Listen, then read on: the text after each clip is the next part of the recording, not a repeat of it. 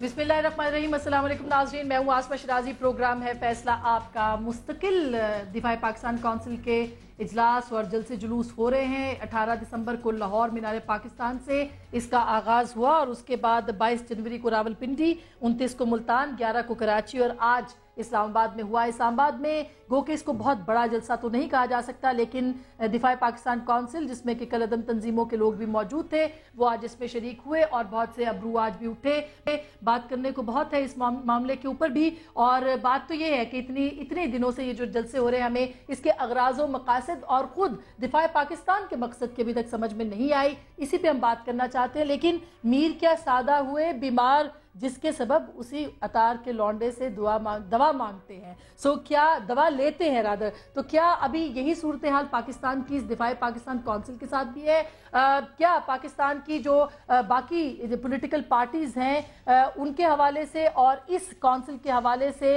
यानी उनकी मौजूदगी में इस कौंसिल की मौजूदगी का क्या सवाल उठना नहीं चाहिए? और एंटी टेररिज्म एक्ट जो कि 1997 था, उसके तहत ये कहा गया था कि जो कलअदम तंजीम जिनको बैन किया जाएगा, उनकी एक्टिविटी के ऊपर नजर रखी जाएगी, उनकी मूवमेंट पे नजर रखी जाएगी। वो जिस शहर में जाएंगे वो बता के जाएंगे और वहां के मुतलका अपने जो शहर की इंतजामिया उसको खबर देंगे कि वो कहाँ जा रहे हैं। इसके अलावा पार्क में, इसके अलावा सिनेमा में और जितनी भी पब्लिक गैदरिंग की जगह है वहां पर इनका दाखिला ममनू है। ये जो तंजीमें थी इनमें 31 कुल तंजीमें हैं। स्पाई सहाबा लश्कर तैयबा जो कि अब जमात दावा के नाम से ऑपरेट कर रही है, मिल्लत इस्लामिया पाकिस्तान, लश्कर जंगवी और दीगर जमातें जो हैं वो इसके अंदर शामिल हैं। लेकिन हैरत की बात तो यह है कि इसमें बहुत सारे वो लोग जो कि बैंड आउटफिट से हैं वो भी इसके अंदर नजर आते हैं। गुज़िश्ता जलसों में आपने देखा होगा, खास करके मुल्तान वाले जलसे के अंदर मलिक इसहाक जिनके ऊपर बहुत सारे कत्ल हैं, जिनके ऊपर बहुत से इल्जामात हैं और वो मुलजिम है बहुत सारे मुकदमात के अंदर, वो खुले आम इन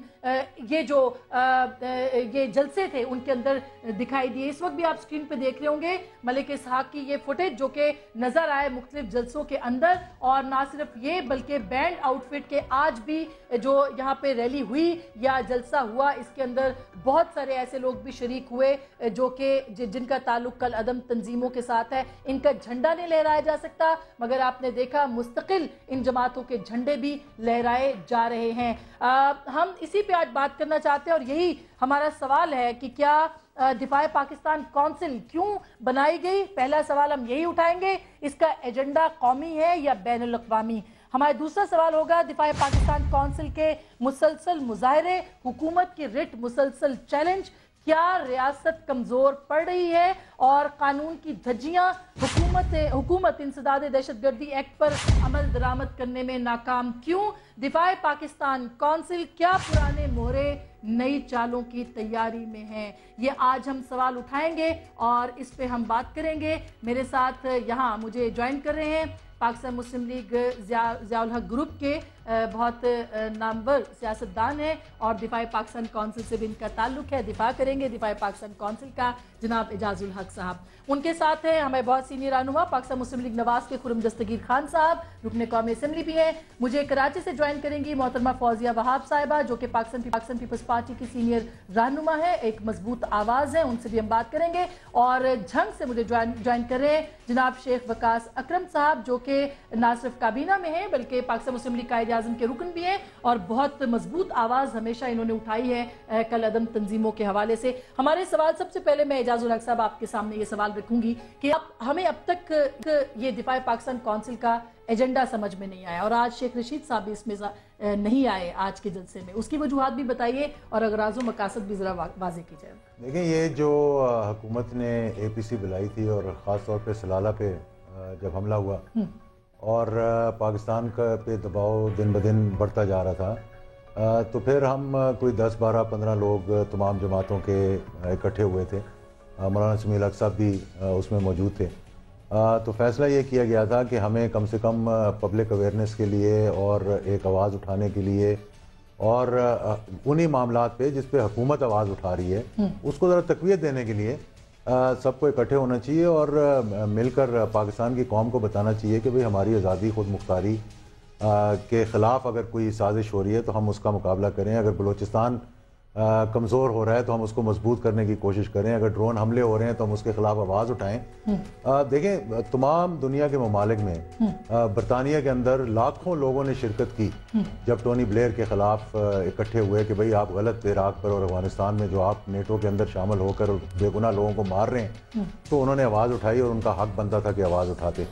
फिर इसी तरह अमेरिका के अंदर बहुत से लोग, यूरोप के अंदर, यहाँ तक ऐसे ऐसे ममालिक हैं कि जिन्होंने इतना दबाव डाला अपने मुल्कों पर कि उन्हें अपनी फौजें वापस बुलानी पड़ गई। कनाडा उसमें था, ऑस्ट्रेलिया उसके अंदर है। तो हर शख्स को, हर पाकिस्तानी को इस बात का तो हक है कि वो अपने मुल्क की आज़ादी और खुद मुख्तारी के लिए, अपने मुल्क के अंदर दहशतगर्दी को रोकने के लिए, अपने मुल्क ठीक है। लेकिन वो कैसे, जो दहशतगर्दी के ऊपर जिनके ऊपर खुद इल्जामात है, वो कैसे दिफा कर, आपके दिमाग में आइडिया कैसे आया कि हम जमात इस्लामी को छोड़ के हम लश्कर तैयबा या जमात दावा के साथ बातचीत करेंगे और हम लश्कर जंगवी और स्पाई सहाबा के साथ बातचीत करेंगे, जबकि आप खुद एक पॉलिटिकल शख्स हैं? मैं बिल्कुल पॉलिटिकल शख्स हूँ। जमात इस्लामी इसके अंदर है, शेख रशीद साहब हैं, मैं हूँ, पाकिस्तान तहरीक इंसाफ है, उन पे तो कोई एतराज नहीं, भी इसमें आती रही है। अब जिन लोगों पे अगर वो कलदम है तो फिर क्या मैंने उनको रोकना है या हुकूमत ने रोकना है? पहली बात तो ये। दूसरी बात ये है कि हाफिज सईद साहब को जो है वो जमात दावा के, उनको पाकिस्तान के हाई कोर्ट ने, पाकिस्तान के सुप्रीम कोर्ट ने उनको एक आज़ाद शहरी की हैसियत से ज़िंदगी बसर करने की जो है वो इजाज़त दी हुई है। कोई उनके खिलाफ कोई इल्ज़ाम नहीं। अगर कोई इल्ज़ाम है तो साबित करें।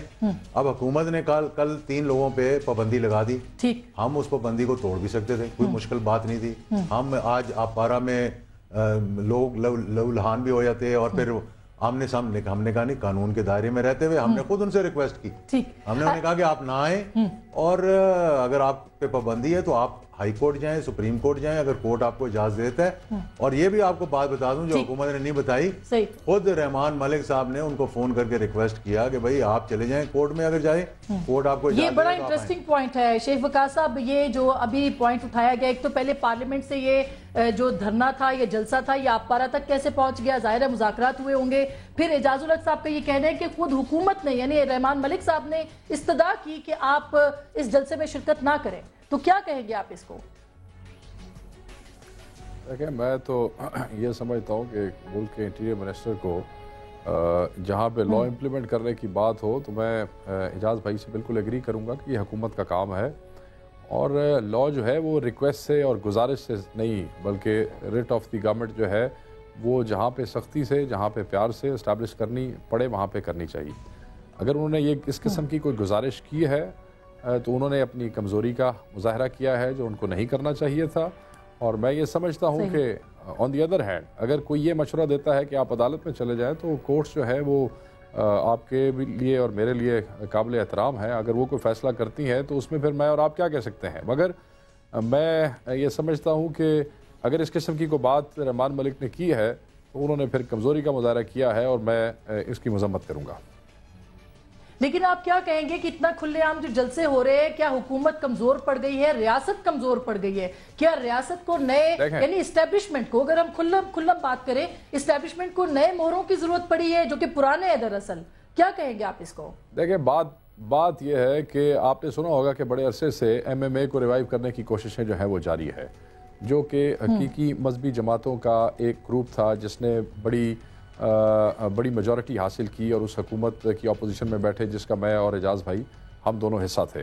और ये वो लोग हैं जो जिन्होंने बलूचिस्तान में हुकूमत बनाई, जिन्होंने KPK में हुकूमत बनाई, बलूचिस्तान में हमारी अलायंस में थे।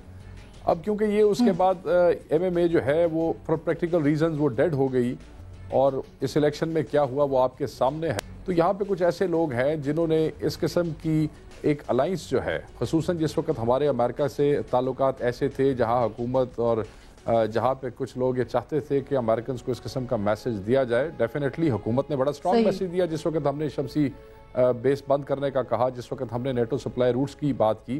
तो उसको असर्ट करने के लिए कुछ लोगों ने ये समझा कि शायद आज अगर हम इस्टेब्लिशमेंट की, फ़ौज की और इदारों की खुशामद में इसको रोड्स के ऊपर लेके जाएंगे तो हो सकता है कि ये प्रैक्टिकल अलायंस जो है ये 30-40 पार्टियों का कल ये इंतखाबी अलायंस की सूरत इख्तियार कर जाए और हो सकता है कि हम MMA के सब्स्टिट्यूट के तौर पे सामने आ सकें। मैं ये समझता हूँ कि अगर MMA दोबारा रिवाइव हो जाती है और ये जो एजेंडा है, देखें ना, नेटो सप्लाई रूट्स ना बंद किसी मौलवी के जलसे की वजह से हुए, और ना ये किसी ने खोलने से पहले इनसे पूछना है कि क्या करना है और क्या नहीं करना है। ये इसी मुल्क की रवायत है। लेकिन ये एजेंडा नेशनल है या इंटरनेशनल एजेंडा है? शेख साहब, ये एजेंडा क्या हो सकता है? वैसे तो मैं एजाजुल हक साहब से भी ये सवाल करूंगी, क्या एजेंडा हो सकता है? नेशनल या इंटरनेशनल? इसकी दो डायमेंशंस हैं। इंटरनेशनल तो ये है कि डेफिनेटली बाहर की कुव्वतों को ये एहसास दिलाना कि देखो भाई, ऑन ग्राउंड अवाम बड़ी सख्त खिलाफ है ये जो तुम लोग काम कर रहे हो। अब ये बात ठीक है, हुकूमत ने भी ये बात कन्वे की है कि ये जो अमेरिकन ने दरअंदाजियाँ की हैं हम इसके खिलाफ है, इनकी जो बदमाशी है हम उसके भी खिलाफ हैं। मगर अमेरिकन को मैसेज देने का ये बड़ा भोंडा तरीका है जो दिफा पाकिस्तान है। अभी पाकिस्तान की फौज जो है वो मौजूद है और वो पाकिस्तान के दिफा के लिए काम करती रहेगी। अब देखें ना, एक मौलाना साहब के ऊपर आके कहा जी हमें तो मेडल मिलना चाहिए, हमें तो मेडल मिलना चाहिए, हम तो वही बात कर रहे हैं जो फौज कर रही है, हम तो वही बात कर रहे हैं जो हुकूमत कर रही है। इसकी ये इंटरनेशनल डायमेंशन है, चलें वो मकसद वहाँ से पूरा होता है। नेशनली ये है कि ये इसमें ये तमाम जो लूजर पार्टीज हैं, ये तो मेरे भाई हैं एजाज भाई, इनके ये तो अपनी इंडिविजुअल हैसियत रखते हैं और अपनी पार्टी इनकी एक पॉलिटिकल पार्टी है, मगर ये जो बाकी बैंड लूजर सिचुएशंस हैं, मैं ये समझता हूं कि ये अपने लिए एक इंतखाबी पोटेंशियल देखते हैं इसके अंदर अगले इलेक्शन में। लेकिन इनको पॉलिटिकल सपोर्ट तो है शेख साहब, इनको सियासी सपोर्ट तो है। यानी मैं एजाजुल हक साहब की या शेख रशीद साहब की बात नहीं कर रही, मगर जो बैंड आउटफिट इसके अंदर है, इनको सियासी हिमायत भी तो है कहीं ना कहीं से। आसमा बीवी पंजाब में जलसा होता है, कराची में जलसा होता है, इस्लामाबाद में जलसा होता है, यहाँ पे सियासी हुकूमतें हैं। यहाँ को फौजियों की हुकूमत तो नहीं है कि फौजियों ने इसको रोकना है। ये सियासी हुकूमतों की कमजोरियों की वजह से लॉ की इम्प्लीमेंटेशन जो है वो नहीं हो सकती है। बिल्कुल, ये इस पे भी बात करेंगे, लेकिन खुरम दस्तगीर साहब, मलिक इसहाक मुल्तान के अंदर जलसे के अंदर मौजूद पाए गए, वो आप मानते हैं कि वो एक मुलजिम है या मुजरिम है या जो भी है, उनके ऊपर मुकदमात हैं वगैरह वगैरह वगैरह, वो किस तरह से वहां गए? क्या पंजाब की वहां पे रिट नहीं है हुकूमत की? जी रेट है, और हुकूमत पंजाब को ज़रूर अगर मलिक इसहाक साहब के ऊपर इस किस्म के इल्ज़ामात हैं तो उन्हें गिरफ्तार करना चाहिए था। तो क्यों नहीं किया? ये मैं नहीं जानता। आप तो पाकिस्तान मुस्लिम लीग नवाज के हैं। मैं देखें, आप अपनी हुकूमत से ये नहीं पूछ सकते कि क्यों नहीं किया ये सवाल आई थिंक हुकूमत पंजाब के किसी जो ओहदेदार हैं उनसे किया जाए तो वो बेहतर जवाब दे सकते हैं। लेकिन मुस्लिम लीग नून इस मामले में बड़ी वजाहत के साथ हम बयान कर चुके हैं, हमारी पॉलिसी है कि किसी भी तरह का जो मुल्क में एक्सट्रीमिज्म है या अपने नजरियात के लिए बंदूक उठा लेना, हम किसी तरह भी उसकी हिमायत नहीं करते। और जब 1997 में हम जिक्र किया कि एंटी टेररिज्म एक्ट जो है मुस्लिम लीग नून के दौर में बनाया गया था और पास हुआ था, उस 97 से 99 के दौर में वो पाकिस्तान की तारीख में भी शायद वाहिद मिसाल है कि जो उस वक्त चूंकि ज़्यादा जो थी वो सेक्टेरियन उस वक्त जंग जारी थी, और उस वक्त फिर उस हुकूमत ने, उस वक्त जो पंजाब हुकूमत थी, उस वक्त शहबाज शरीफ साहब उसके सरबराह थे, उन्होंने बहुत सारे लोगों को पकड़ा और उनको कोर्ट्स में प्रोसिक्यूट किया। आपको मालूम है कि आप लोगों जेलों में अदालतें लगती थी और प्रोसिक्यूट किया। आज का जो टेररिज्म है, अब आके आप ये देखें कि जो दिफाई पाकिस्तान काउंसिल है उसमें शायद जो इंटरनेशनल डायमेंशन है और लोकल सेक्टेरियन डायमेंशन है वो आके इकट्ठे हो गए हैं, और ये इस पे जरूर थोड़ा सा हमें अलार्म होना चाहिए कि ये मामला जो है ये कैसे इकट्ठा होना आपकी शुरू हो दूसरी गया। बड़ी सियासी जमात है तो आपको तो ज्यादा अलार्म होना चाहिए। आप तो मीनार पाकिस्तान में जलसे की इजाजत दे रहे हैं, तो उस पर आपने अपनी पार्टी से नहीं पूछा कि क्यों इजाजत दे रहे हैं जलसे की? जी देखिए, अगर तो कुछ साहिबान और मोहतरम एजाजुल हक साहब भी मेरे साथ बैठे हैं, अगर तो वो ये पुरअमन तरीके से अपने मामलात को जो भी इनके नजरियात हैं उसको बयान करें, आईने पाकिस्तान की हदूद में रहते हुए, आईने पाकिस्तान की रिस्पेक्ट करते हुए, फिर बिलाशुबा बतौर पाकिस्तान के शहरी इनका हक है। लेकिन अगर कोई ये कहता है कि जी मैं किसी भी अपने नजरिए की बुनियाद पे इस बंदे को कत्ल करने की इजाजत देता हूं, इसको हम बिल्कुल सपोर्ट नहीं करेंगे। और अगर दिफाई पाकिस्तान में इस किस्म की गुफ्तगू होती है तो हम उसकी मजम्मत करेंगे। जी शेख साहब, आप कुछ कहना चाहें?